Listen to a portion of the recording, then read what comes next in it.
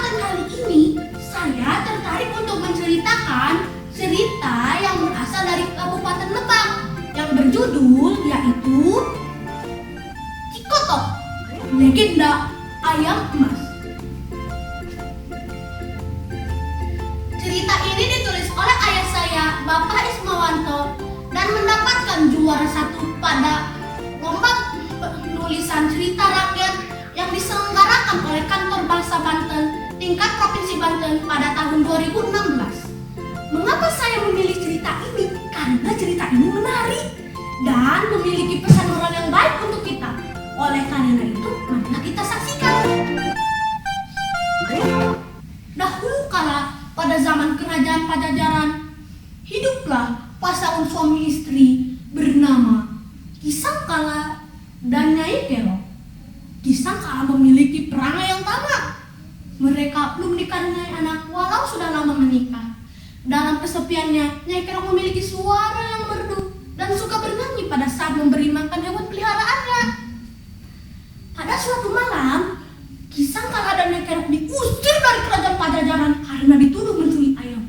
Pada saat itu, Nyai Kero berkata, "Tidak, Yang Mulia, bukan saya yang mencuri ayam itu, tetapi ayam itu yang ada di kandang ayam saya."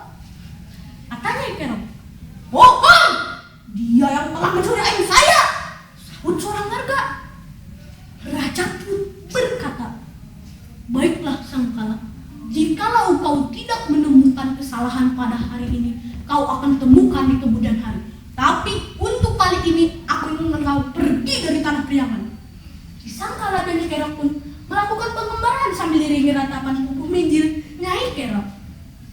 "Aduh Gusti, anu maha suci, sim abdi rumaos, diri abdi ngan sorangan wae, luak lieu kata langsa diri, nyuhunkeun ka Gusti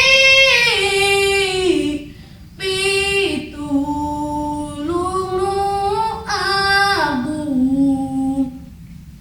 Setelah berhari-hari Nyai Kero kelelahan, mereka pun berhenti di sebuah puncak bukit. Sambil mengurai air mata dan menyandarkan badannya ke akar pohon besar, Nyai Kero melantunkan pupuh Mas Kumambang kesukaannya. "Aduh Ibu, ieu kuring keur prihatin, taya pakumaha, kuring nandangan ka perih, sangsara taya bandingna." Mereka berpikir tempat itu bukanlah tanah Priangan lagi. Jadi mereka membangun sebuah gubuk di puncak bukit itu. Sayangnya tidak ada sumber air di tempat itu. Oleh karena itu, Kisangkala mencari tempat yang agak lembab. Menjelang sore, Kisangkala kembali ke gubuknya dan berkata, "Abah telah menemukan tempat yang cocok untuk sumur kita, tapi belum selesai." Kisangkala pun kembali ke tempat pengalir sumur. Ia kaget melihat 2 ayam berbulu keemasan. Dengan senangnya ia mencoba untuk menangkap keduanya. Sayangnya hanya ayam betina saja yang ia dapatkan. Lalu Kisangkala pulang ke gubuknya dengan wajah yang berseri-seri. "Hi Nyai, lihatlah yang Abah dapatkan," kata Kisangkala. Sudah lama kita tidak makan enak, jadi kita sembelih saja yang itu," kata Nyai Kero. Dengan cepat Kisangkala marah. "Jangan! Masih ada ayam jantan yang belum Abah tangkap. Kita kepung saja kedua ayam itu, lalu kita pelihara agar bertambah banyak." Nyai tidak setuju, "Abah. Ayam ini juga cukup untuk makan malam kita." Nyai Kero menolaknya, tetapi Kisangkala memaksa. Mereka pun pergi ke tempat penggalian sumur. Sampai di tempat penggalian sumur, Kisangkala lalu memanjat pohon yang dihinggapi oleh ayam jantan. Tiba-tiba ayam jantan terbang. Kisangkala tidak dapat menangkapnya. Ayam jantan seakan akan mengejeknya.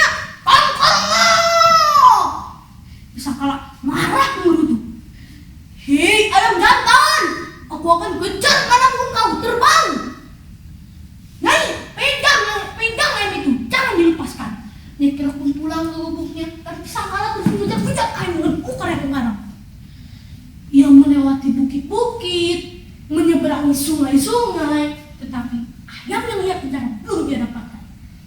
Dia kaget, tiba-tiba ayam jantan menghilang. Terdengar sayup-sayup suara dari semak-semak lautan.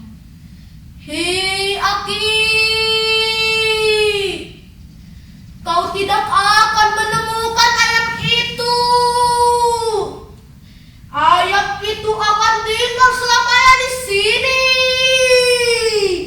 Suara itu terdengar berkali-kali, tetapi Kisangkala tidak dapat melihat ujungnya. Hei penguasa rotan dan bukit ini, aku mohon kepadamu, berikanlah ayam itu. Aku mohon kepadamu, penguasa rotan. Ia memohon sambil bersujud-sujud ke berbagai arah. Tiba-tiba terdengar suara tertawa terbahak-bahak, seakan-akan mengejek Kisangkala sambil diiringi alunan merdu kidung berikut ini. Ulah nyelindung ka gunung, ulah nguntang ka sagara, gunung masuk rajen urug, sagara sok rajen saat anakin nyamunjung kuduk ka indung, nyamuja kuduk ka bapa. Indung mah tunggul rahayu, nya bapa tangkal darajat. Jangan menasihatiku, aku tak butuh saranmu. Kisangkala marah. Akhirnya Kisangkala pulang ke gubuknya dengan tangan yang hampa. Sore hari Kisangkala datang ke gubuknya dengan wajah yang parah dan jengkel. Heh, ayo menimbakan, tapi saya kejar, tapi tidak dapat apa-apa. Kisangkala marah sambil membawa ayam betina ke lembah Penggalan Sumur. Nyai Keok kaget lalu mengejar Kisangkala. Sesampainya di lembah Penggalan Sumur, Kisangkala menyembelih ayam betina dan darah yang dicucurkan ke dalam tempat Penggalan Sumur. Melihat kejadian itu, Nyai Keok menghampiri Kisangkala. Mengapa Abah menyembelih ayam tersebut? Tanya Nyai Keok. Abah kesal karena ayam jantan malah menghilang sendiri. Tiba-tiba kucuran darah ayam betina mengkilau, memancarkan cahaya terang benderang sehingga tempat itu berubah menjadi terang benderang. Mereka terperangah melihat ayam betina dan darahnya berubah menjadi kilauan batu emas. Dengan senang hati mereka mengambilnya. Kisangkala berpikir, wah Nyai, kalau begitu berarti ayam jantan juga akan berubah menjadi kilauan batu emas. Segera Kisangkala mengajak Nyai Keok untuk ke tempat hilangnya ayam jantan. Lagi-lagi Nyai Keok menolaknya. Cukup Abah, untuk apa kita dapatkan batu emas tersebut? Nyai, di sana Pajajaran batu emas itu sangat berharga. Berkali-kali Nyai Keok menolaknya, tetapi apakah daya bagi Nyai Keok, Kisangkala memaksa. Mereka pun pergi ke tempat hilangnya ayam jantan melalui pohon-pohon yang sudah ditandai oleh Kisangkala. Sesampainya di tempat hilangnya ayam jantan, mereka menggali dan terus menggali.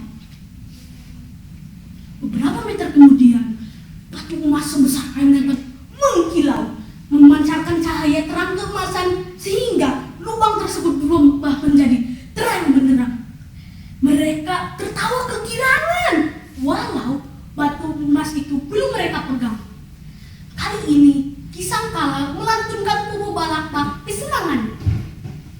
Aya emas ageng pisan, aya nadi leuweung derotan, ditungguan ngan kuduaan, karaosna bagja pisan. Ketika mereka menggeser salah satu batu di atas mereka jatuh dan menimpa mereka. Kisangkala dan Nyai Keok pun tewas tertimpa batu besar tersebut. Disebut Cikotok diambil dari kata ci yang berarti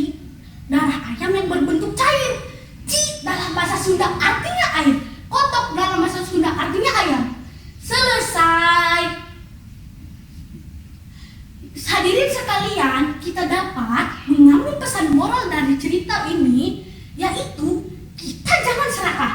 Jika kita serakah, kita akan celaka seperti kisah Kala dan Nyai Kero. Demikian saja ceritanya. Mohon maaf atas segala kekeliruannya. Wabillahi taufiq wal hidayah. Wassalamualaikum